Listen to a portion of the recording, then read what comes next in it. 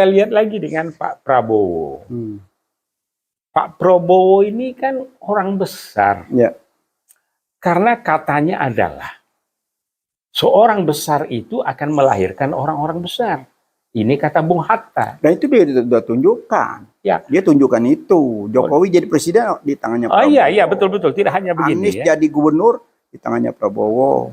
Sandi menjadi besar di tangannya Prabowo. Ini kenyataan. Iya, kan kita tahu bahwa Jokowi ini jadi gubernur kan dibawa sama Hashim ya, dalam tanda kutip ya. Iya. Nah, berarti kan Prabowo. Iya, betul. Anies, Sandi dibesarkan. Jadi beliau ini orang besar yang melahirkan kader-kader bangsa. Kader-kader terbaik. Apapun raport mereka ini ya. Tentu raport orang besar ini juga macam-macam ya. Raportnya Jokowi, raportnya Anies Baswedan, raportnya Sandi. Nah, dan terakhir hebatnya lagi, Prabowo ini mulai menampilkan generasi milenial. Waduh, ini Al dan L ya. Nah ini, dan tentu Al dan L ini juga sebagai seorang seniman ya, seorang seniman, anak seniman dan anak seniman, tapi ayahnya politisi, dan anak kolong, anak kolong ini, anak kolong, anak kolong ini, Ahmad Dhani, iya Dhani, Ahmad Dhani, Nah jadi, tentu ya, kita harapkan artinya sikap dan apa yang dilakukan Prabowo ini, dia seharusnya kembali menjadi bagian daripada yang akan menjadi negarawan. Sinyal apa yang diberikan oleh Prabowo menampilkan Al dan L di forum yang terbuka saat tahun politik seperti ini? Jadi begini, ada yang mengatakan ini Prabowo mulai kehilangan kehilangan arah ini ya, ya artinya, tapi saya melihat positif sajalah ya. Artinya dia menampilkan generasi yang sangat muda. Kaderisasi. Tapi ada kadernya yang tampil untuk melakukan perubahan yang digadang-gadang oleh rakyat, yaitu Anies Baswedan, yang juga kader beliau. Ya.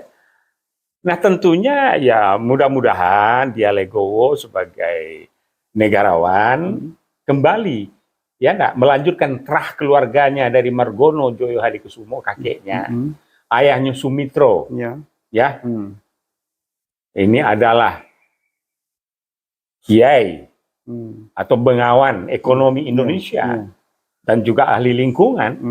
Nah, kita harapkan Prabowo mengikuti menjadi negarawan. Dia legowo, kemudian memberikan dukungan kepada arah dan mereka yang akan melakukan perubahan ini. Nah, ini yang saya catat ya, hal-hal yang kelihatan terakhir ini, sinyal-sinyal yang dari Pak Prabowo ini.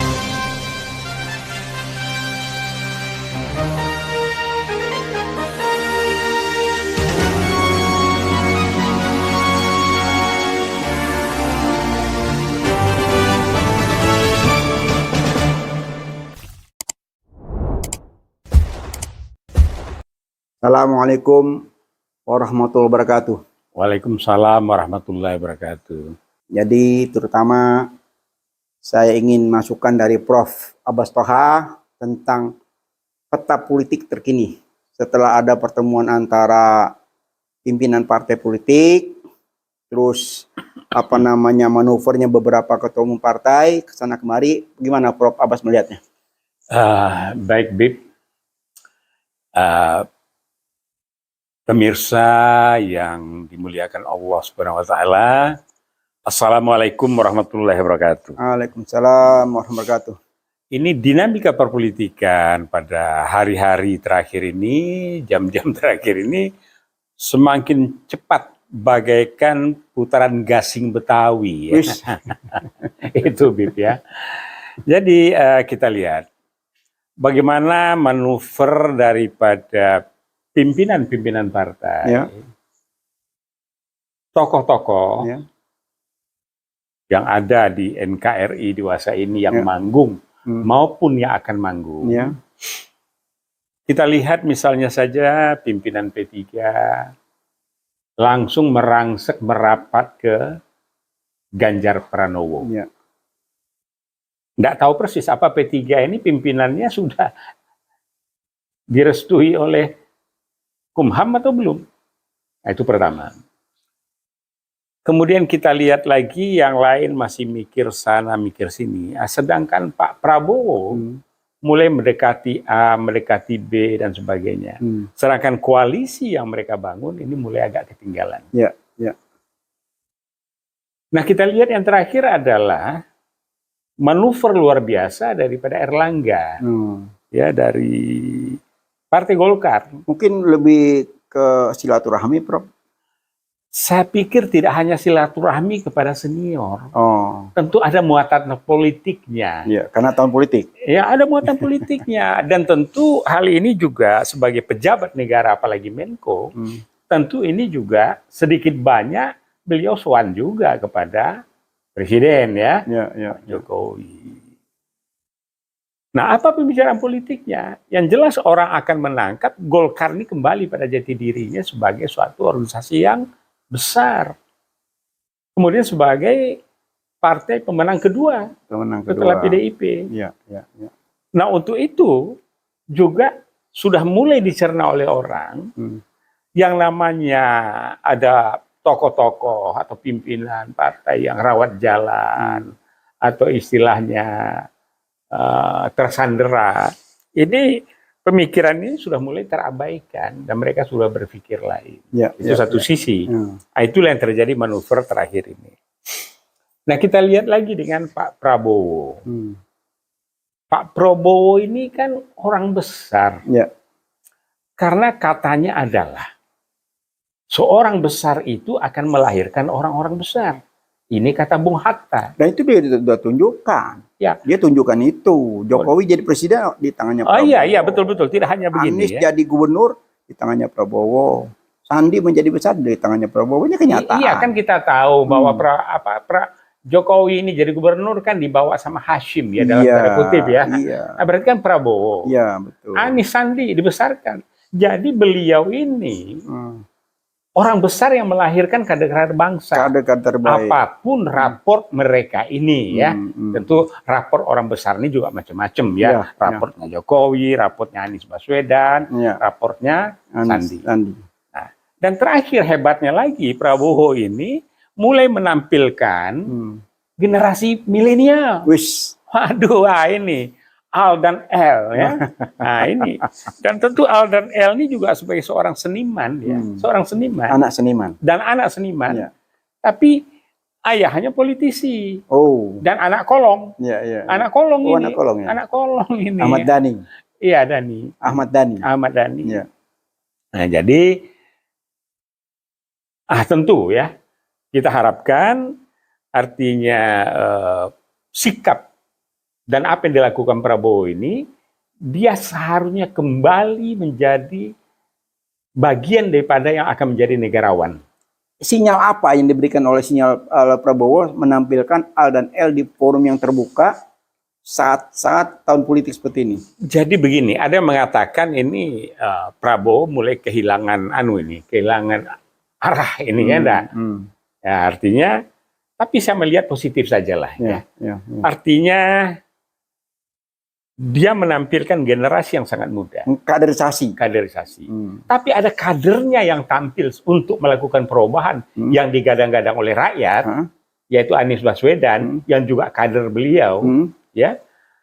Nah, tentunya ya mudah-mudahan dia legowo sebagai negarawan kembali, ya, melanjutkan terah keluarganya dari Margono Joyo Hadikusumo, kakeknya, ayahnya Sumitro, ya.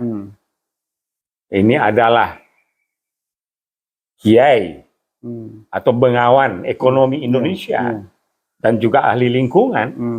Nah, kita harapkan Prabowo mengikuti menjadi negarawan. Dia legowo, kemudian memberikan dukungan kepada arah dan mereka yang akan melakukan perubahan ini. Nah, ini yang saya catat, ya, hal-hal yang kelihatan terakhir ini, sinyal-sinyal yang dari Pak Prabowo ini. Iya, kalau kita lihat kan Sandi kan salah satu kader dia juga kan, kader terbaik yang ada di Gerindra, kan. Kenapa kok bisa menyeberang? Ada apa sebetulnya ini? Nah, inilah, ya, yang ini menjadi suatu pertanyaan besar. Nah, inilah katakan dalam laut bisa diduga. Dalam hati siapa tahu. Nah, jadi ini sebab begini, Sandi ini juga lingkungannya lingkungan politisi ini. Ibunya Min Uno itu tokoh. Ya, masih pamannya itu Arif Rahman. Itu tokoh Anam-Anam.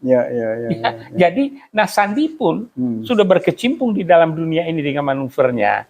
Dia mempunyai kapasitas, dia mempunyai kemampuan, dan perilaku sebagai muslim juga terlihat. Coba lihat, kalau beliau mau minum itu langsung jongkok itu standar orang muslim itu. Dia lakukan itu. Nah, tentu kalau dia tampil dengan cantik, dia melompat dan kabarnya tanda kutip akan memegang P3, ya mudah-mudahan P3 ini juga back to basic-nya, karena P3 ini adalah bagian daripada kolaborasi dari beberapa partai, yaitu NU dan Parmusi kan, dan yang lain. Nah, kalau dipimpin beliau, insya Allah P3 ini akan lebih baik. Punya modal, punya tampilan, punya rekam jejak, dan pebisnis juga. Tapi sampai detik ini saya lihat belum terakomodir dengan baik bahwa beliau sudah ada di P3. Nah, ini yang kita lihat nih. Karena begini, di P3 pun juga arus bawahnya bergejolak ini. Al-Quds bergerak luar biasa. Tidak hanya gitu, di Sumatera, di Jawa Tengah, di mana basis-basisnya itu yang kuat, itu bergolak menentang keputusan pimpinan. Nah, tapi kalau Sandi masuk akan jadi lain. Akan jadi lain begini. Nah, jadi kita menunggu sinyal itulah di dalam beberapa hari mendatang ini. Nah, itu. Jadi ada Prabowo dengan ada sinyal-sinyal ya akan menjadi negarawan sejati, ya melanjutkan terah keluarganya, ya Margono Joyo Hadikusumo, Sumitro, ya yang berkumpul dalam satu makam keluarga besar sebagai anak darah biru, ya. Nah, kemudian dia sendiri juga demikian, yang terkenal dengan macan Asianya. Nah, mudah-mudahan dia bisa melahirkan macan Asia. Dan balik lagi kepada generasi yang sangat milenial yang dia tampilkan ini, Al dan L ini, mudah-mudahan juga yang lain. Sebagaimana juga, ya tentunya dalam hal ini juga kita berharap PDIP, Bu Mega tidak lupa dia. Dia sudah lama menggadang-gadang puan ini, ya enggak? Tapi kok tiba-tiba langsung Ganjar. Ini apa ini? Apa trik-trik batu tulis yang beliau lakukan ini? Ini yang kita tidak tahu kan? Kalau trik batu tulis, bisa jadi nanti puan yang tampil, bukan Ganjar begitu pada waktu-waktu dalam PD ya, ini. kelihatan waktu masih ada. Waktu masih ada.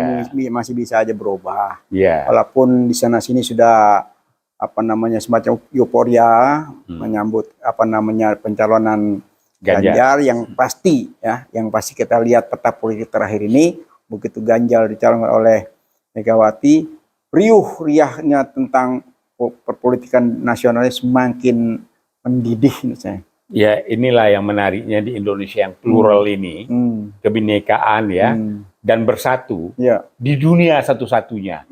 Lebih 500 bahasa, lebih dari persekian etnis, dengan agama yang banyak, tapi bisa bersatu dalam bahasa Melayu, satu bangsa, satu bahasa, ya, Indonesia tanah air. Nah, dan bahasa Melayu ini itu 80%, 70% dari Arab. Nah, ini yang kurang diketahui oleh milenial, ya. Jadi generasi milenial ini sudah harus bangkit ya. Harus bangkit milenial ini, ya. Karena sinyal sudah diberikan oleh seorang Prabowo, dia menampilkan Al dan L di satu forum terbuka bahwa pengkaderan di Gerindra itu nih ada tokoh-tokoh muda ya, walaupun dan tokoh muda setengah tua juga sudah muncul di PKS. Ada Mardhani Alisera, ada presidennya Saigu, ya. Nah, saya ikut campaign untuk dia dulu di Jawa Barat itu, ya, sampai di Cianjur. Jadi kembali ke peta politik, Prof. Ya. Ini menurut Prof Abbas ini kemana nih arah angin ini kelihatannya nih? Apa ke yang saat ini berkuasa atau seperti apa nih, Prof? Yang jelas begini. Perubahan harus terjadi, mau tidak mau. Kalau tidak, rakyat marah. Karena rakyat menginginkan perubahan.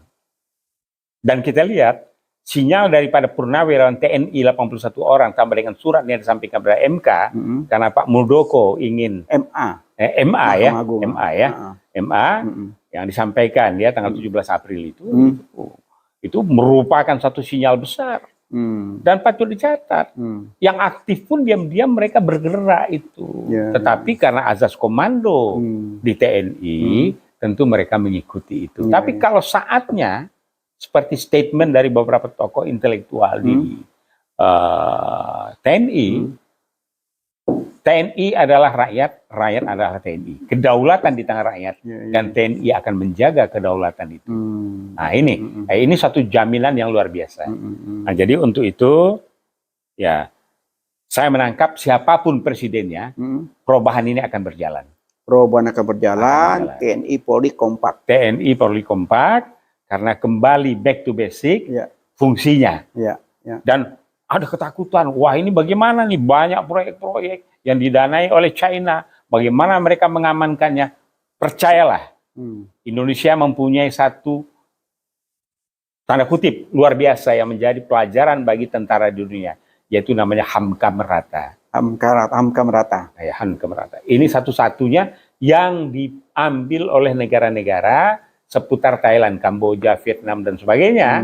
Mereka belajar dari Indonesia tentang bagaimana Hamka Merata diterapkan, sehingga mereka menjaga kedaulatan negara mereka. Nah, jadi untuk itu pun, TNI pun memiliki itu. Tentu apabila saatnya terjadi sesuatu, mereka akan melaksanakan itu. Dan kemudian, satu hal, bahwa senior-senior mereka yang purnawirawan, kemudian dengan Prabowo, dengan sinyal-sinyalnya tadi, kemudian juga dengan dorongan kepada Pak Jokowi untuk bersikap legacy, legacy meninggalkan legacy yang baik, ya yang baik.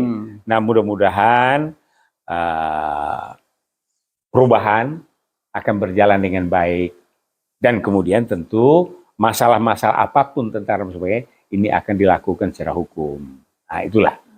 Jadi karena apa? Negara kita negara hukum, ya Pancasila dan sebagai dasar dan dasar hukum negara kita itu. Nah, sebagai senior, Prof. Abbas ini mungkin memberikan semacam himbauan ya kepada elit-elit politik ya. Saat ini masih bergejolak terus-terusan.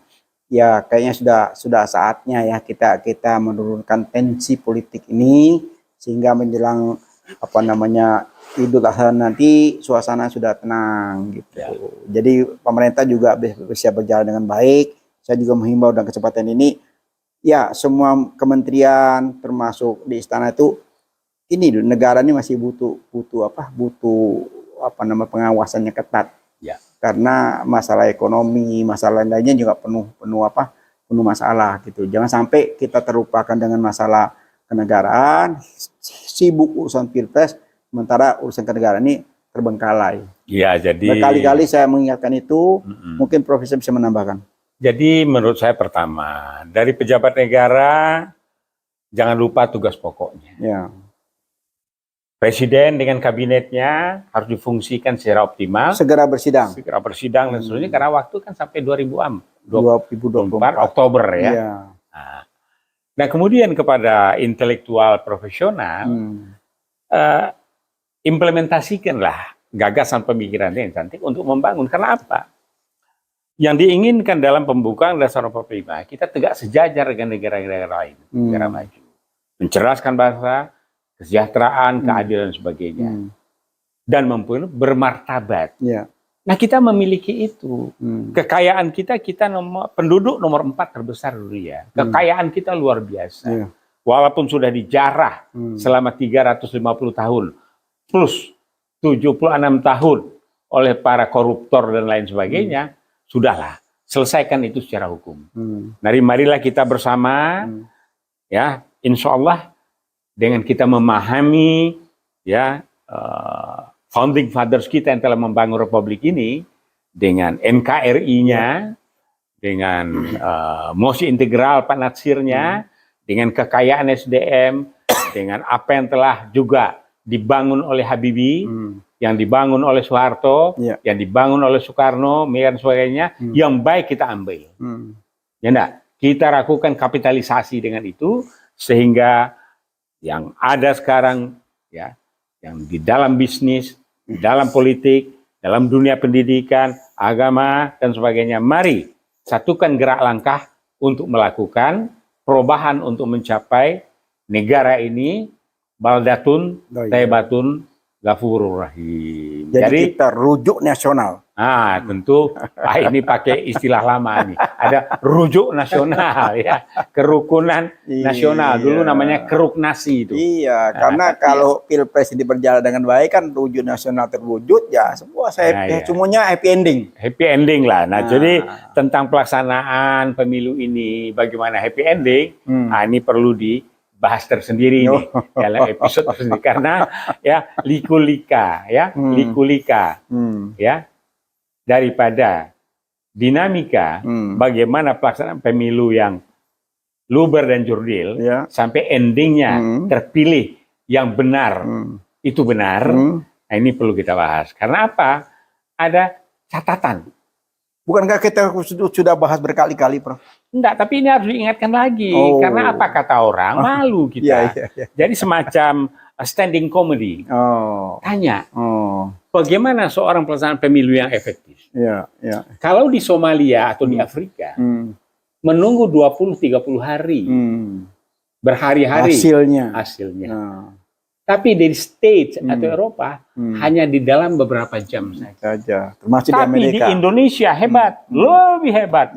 Belum pemilu, hasilnya sudah dapat. Nah, itu sebetulnya kalau saya lihat itu mainan buzzer saja. Jadi lebih ke mainan buzzer untuk membuat kegaduhan. Jadi itu kita nggak perlu kita tanggapin. Karena satu hal yang tidak masuk akal gitu loh. Jadi ini kita orang ini kadang-kadang sibuk ber-WA dengan isu-isu yang tidak menarik. Masa belum pemilihan sudah ada hasilnya? Ini kan satu hal yang mustahil. Cuma dalam WA ini sebagai kepekaan politik dan kecerdasan politik perlu juga dicermati. Jadi artinya setiap begini. Kalau Bung Anies, dia mau mulai sesuatu itu dengan filosofi, gagasan. Gagasan narasi, program action. Nah, begitu juga WA yang bertebaran ini kita tangkap. Jadi ini sebagai acuan saja. Ya, tapi kalau hal-hal yang nggak masuk akal ya kenapa mesti kita pedulikan kan? Contoh seperti pemilu belum terlaksana, hasil sudah ada. Masa kita ikut-ikutan terbawa arus hal-hal yang aneh? Kita tidak terbawa arus, nggak boleh. Tapi kita harus tahu itu perlu dijaga. Ya, arti itu masyarakat secara umum itu sudah menganggap wah ini belum apa-apa sudah disetting dan segala macam gitu loh. Padahal ini kerjaan orang-orang yang tidak bertanggung jawab kan gitu. Iya, betul, Bib. Cuma bahwa dinamika, behavior, perilaku buzzer, perilaku oligarki, enggak. Apapun akan dilakukan demi untuk tercapai sesuatu. Nah, ini yang tidak diajarkan oleh founding fathers kita. Founding fathers kita lakukanlah sesuai dengan aturan yang ada, konstitusi yang ada. Tapi ini ada yang melanggar konstitusi untuk kepentingannya. Karena apa? Oligarki, kalau di negara, dimanapun negara, oligarki itu ada, tapi dikontrol pemerintah. Nah, oligarki ini sudah masuk dalam dunia politik dan ekonomi. Ini barangkali buzzer maupun yang bukan buzzer menampilkan cerita ini barangkali just to remind untuk mengingatkan. Ya enggak salah juga. Tapi ya nggak masuk akal juga. Kalau soal akal itu ya akal setan, ya Rocky Gerung kan gitu. Kok bisa kembali ke Rocky Gerung? Ya karena Rocky Gerung itu kan seorang filosof. Ya, seorang ahli filsafat, pengamat ekonomi, pengamat politik, apapun ada di tangan dia. Tapi dalam pendekatan sistem. Dan logika, rasionalitas yang dibaca. Nah, tapi kalau pengamat-pengamat lain, kan juga ada pengamat politik, pemain politik. Ya ada Prof. Laude Kamaludin, ada yang namanya Suparman, ya, dulu tim sesnya Pak Josan, ada yang namanya Ahmad Yani, gitu. Jadi lengkap, lengkap sudah ini bermacam-macam. Dan juga ada yang namanya tidak tahu itu, Fadlizon sudah tidak bunyi lagi. Jadi bermain di panggung masing-masing? Panggung masing-masing. Masya Allah. Jadi Pilpres 2024 ini sangat menarik. Ya, sangat menarik. Karena dinamikanya, romantikanya, dialektikanya. Lumayan panjang. Ika-ika itu muncul semua. Iya, lumayan panjang nih perdebatan, diskusi-diskusi, muncul di acara hampir setiap hari. Ada semacam talk show, ada lagi hasil-hasil survei dan segala macam. Ini mewarnai hiruk pikuknya Pilpres Betul. 2024 Nah, ini. cuma hiruk pikuk boleh, apapun gerak boleh. Tapi jangan lupa, pejabat negara, kabinet harus melaksanakan tugasnya dengan baik. Itu kata kuncinya.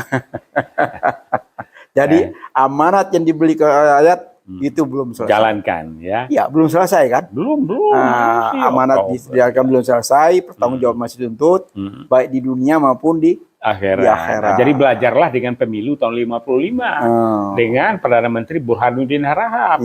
Itu yang terbaik di dunia. Pemilu yang dilakukan. Nah, jadi dengan bisik-bisik politik kita ini, politik kenegaraan, kita berharap sebagai proses pencerahan ya, sehingga bermanfaat buat bangsa dan negara. Kita tidak berpihak pada siapapun, hanya berpihak kepada NKRI yang berdaulat dengan Pancasila sebagai dasar dan ideologi negara. Itu saja. Kita berpihak kepada kebenaran. Di rumah kebenaran. Di rumah kebenaran. Dengan kebenaran, insya Allah semua berjalan sesuai dengan kebenaran tadi. Ya, gitu, Bib. Jadi, waduh, bisik-bisik ini makin bersambung, makin hangat dengan Prof. Abbas Toha, dan insya Allah bermanfaat buat kita semua. Kita akhiri dengan wabillahi taufik wal hidayah. Wassalamualaikum warahmatullahi wabarakatuh.